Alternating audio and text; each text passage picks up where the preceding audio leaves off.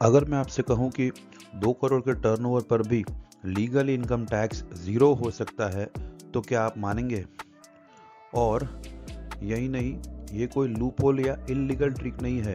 ये income tax act के अंदर ही दिया गया एक कंप्लीटली लीगल प्रोविजन है। हेलो एवरीवन, मैं हूं सीए हार्दिक और आज की वीडियो में हम समझेंगे कि कैसे हम सेक्शन 44 एडी और न्यू टैक्स रेजिम का इस्तेमाल करके एक एलिजिबल इंडिविजुअल 2 करोड़ के टर्नओवर पर भी ज़ीरो इनकम टैक्स अचीव कर सकता है।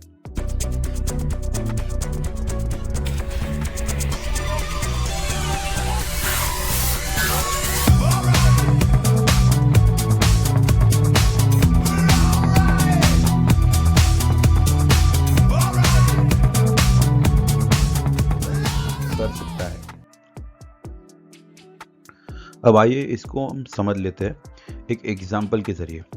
मान लो आपका बिजनेस है और आपके बिजनेस में 2 करोड़ रुपए का टर्नओवर है और ये टर्नओवर जो है 100% डिजिटल है, यानी कि पूरा पैसा या तो आपने यूपीआई से रिसीव किया है, बैंक ट्रांसफ़र या कोई भी ऑनलाइन मोड से रिसीव किया है। जब आप सारा पैसा ऑनलाइन रिसीव करते हो तो वहाँ पर सेक्शन 44 एडी का प्रिजम्पटिव प्रॉफिट के हिसाब से आप मिनिमम 6% आपको प्रॉफिट दिखाना पड़ता है, जो कि आ जाता है आपका रुपए 12 लाख। न्यू टैक्स रेजिम अगर आपने ऑप्ट किया है तो ये 12 लाख की इनकम के ऊपर आपकी जो टैक्स लायबिलिटी आएगी वो आएगी 60,000 रुपीज़ की। और एज पर the new regime resident individual को रिबेट अंडर सेक्शन 87A मिलता है for an amount of up to ₹60,000। तो जो आपका टैक्स लायबिलिटी बना है उतना ही आपको रिबेट भी मिल जाएगा और अल्टीमेटली आपकी टैक्स लायबिलिटी जो है वो ज़ीरो हो जाती है। तो इस तरीके से अगर आपने 2 करोड़ रुपए तक का टर्नओवर करा है, सारा ही 100% डिजिटल, तो section 44 AD and new regime opt करके आप अपनी टैक्स लायबिलिटी को कंप्लीटली ज़ीरो कर सकते हैं, प्रोवाइडेड आपका सिर्फ और सिर्फ बिजनेस इनकम हो।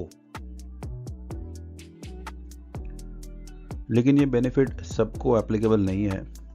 सिर्फ रेसिडेंट इंडिविजुअल ही सेक्शन 87A की रिबेट क्लेम कर सकते हैं, जहाँ पर उनको 12 लाख रुपए तक के प्रॉफिट के ऊपर जितना भी टैक्स लगता है वो ज़ीरो हो सकता है। एचयूएफ और पार्टनरशिप फर्म्स को प्रिजम्पटिव टैक्सेशन तो अवेलेबल है, यानी सेक्शन 44 एडी का बेनिफिट तो ले सकते हैं, लेकिन उन्हें सेक्शन 87A का रिबेट नहीं मिल सकता। और जहाँ तक एलएलपी और कंपनीज का सवाल है तो ना वो प्रिजम्पटिव रेट का बेनिफिट ले सकते हैं, ना ही उन्हें 87A का रिबेट अवेलेबल है। अब बात कर लेते हैं टर्नओवर और प्रॉफिट लिमिट्स की। तो नॉर्मल केस में सेक्शन 44 एडी के प्रिजम्पटिव टैक्सेशन का बेनिफिट लेने के लिए आपके बिजनेस का टर्नओवर अप टू ₹2 करोड़ होना चाहिए। हालांकि अगर आपके कैश रिसीट्स आपके टोटल रिसीट्स के 5% या उससे कम है तो 3 करोड़ रुपए तक के टर्नओवर के बिजनेस भी सेक्शन 44 एडी का बेनिफिट ले सकते हैं। अगर आपने सेक्शन 44 एडी का बेनिफिट लिया है और आपकी सारी रिसीट्स डिजिटल या बैंक रिसीट्स है तो आपको minimum 6% profit of the turnover दिखाना होगा। अगर कोई कैश टर्नओवर है तो कैश टर्नओवर के ऊपर आपको 8% मिनिमम प्रॉफिट दिखाना होगा। कुछ खास चीज़ों का आपको ध्यान रखना होगा। आपको याद रखना है कि सेक्शन 87A का जो रिबेट है वो सिर्फ और सिर्फ रेसिडेंट इंडिविजुअल्स को ही अवेलेबल है। एचयूएफ और partnership firm presumptive tax rate का बेनिफिट तो ले सकते हैं, लेकिन रिबेट उनके लिए अवेलेबल नहीं है। और जो भी रिसीट्स आपने दिखाई है वो आपके बैंक स्टेटमेंट के साथ मैच होना चाहिए, तो उसका रिकन्सिलेशन करने के बाद ही आप अपना ITR फाइल करें। तो दोस्तों, 2 करोड़ का टर्नओवर और 12 लाख का प्रिजम्पटिव इनकम के साथ legally zero income tax possible है, लेकिन सिर्फ एलिजिबल रेजिडेंट इंडिविजुअल्स के लिए। अगर आपको वीडियो यूज़फुल लगी हो तो लाइक करिए, शेयर करिए और चैनल को सब्सक्राइब करना बिल्कुल मत भूलिए।